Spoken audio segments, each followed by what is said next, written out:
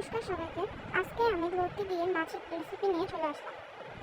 আমি আজকে টাকি মাছ নিয়েছি রান্না করার জন্য। প্রথমে আমি টাকি মাছের মধ্যে লবণ, মরিচ, হলুদ দিয়ে ভেজে নেব।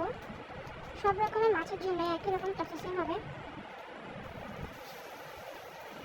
ভালো করে মেখে নেব যাতে পুরো মাছের মধ্যে লবণ হলুদ ভালো লাগে। এবার আমি তেলের মধ্যে মাছগুলো দিয়ে নেব। মাছগুলো বেশি ভাজলে হবে না, বেশি কম ভাজলে চলবে।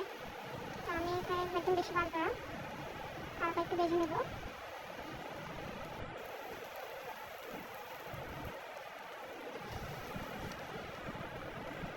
টাকি মাছ, শোল মাছ এগুলো কিন্তু ছোটো ছোটো করে কাটতে হয়। এগুলো বড় করে কাটলে ওর মধ্যে মশলা কম ঢুকে ভালো লাগে না খেতে।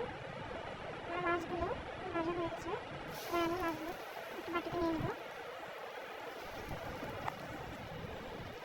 এবার আবার কড়াইয়ের মধ্যে তেল দিয়ে দিলাম। তেলটা হয়ে গেলে আমি এখানে পেঁয়াজ কুচি দিয়ে দিলাম। এখানে 3টে পেঁয়াজ দিলাম। যেহেতু আমার লতি খুবই অল্প, ওই জন্য আমি একটু পেঁয়াজ একটু বেশি নিলাম পরিমাণে। তবে পেঁয়াজগুলোকে একটু ভালো করে ভেজে নেব, একটু ব্রাউন কালার হওয়া পর্যন্ত। যখন একটু দেখবো লালচে কালার হয়েছে, যখন একটু লালচে কালার হয়ে আসছে আমার, তখন আমি রসুন বাটা দিয়ে দেবো। এবার পেঁয়াজ আর রসুন বাটাকে খুব ভালো করে কষিয়ে নেব।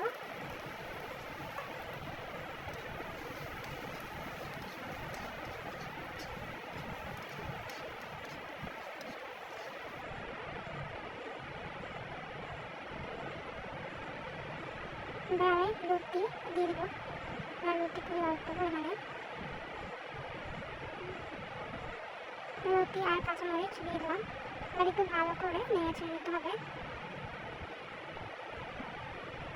কিছুক্ষণ নাড়াচাড়া করার পর আমি এতে পরিমাণ মতো লবণ, হলুদ, মরিচ দিয়ে দিব এবং ভালো করে কষিয়ে নেব।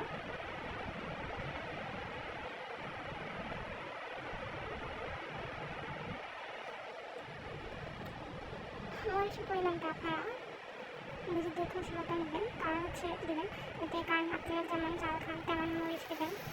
আমরা চাল বেশি খাই, ওই জন্য আমি একটু মরিচ বেশি দিয়েছি।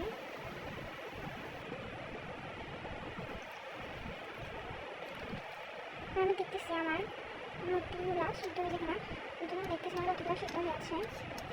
সিদ্ধ মানে মোটামুটি সিদ্ধ হওয়া পর্যন্ত আমি ভালো করে ভেজে নেব। এবার আমি জল দিয়ে দিব পরিমাণ মতো।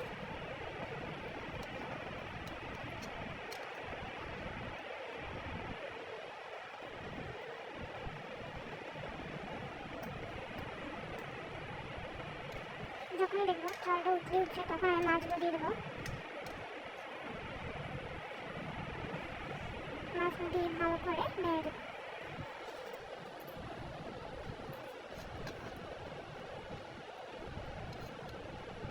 তাহলে মাছটা সিদ্ধ হবে, লতিগুলো সিদ্ধ হবে। এবার আমি জিরা বাটা দিয়ে দেবো।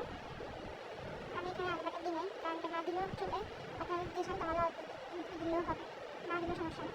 আমার তরকারিটা মোটামুটি হয়ে এসছে, এই জন্য আমি বিলাতি ধনিয়া পাতা দিয়ে দিলাম। আমার রান্না শেষ। এই যে রান্না শেষে আমার রেসিপিটা দেখতে এত সুন্দর হয়েছে এবং খেতে খুব টেস্টি হয়েছে। আপনারাও নিশ্চয়ই বাড়িতে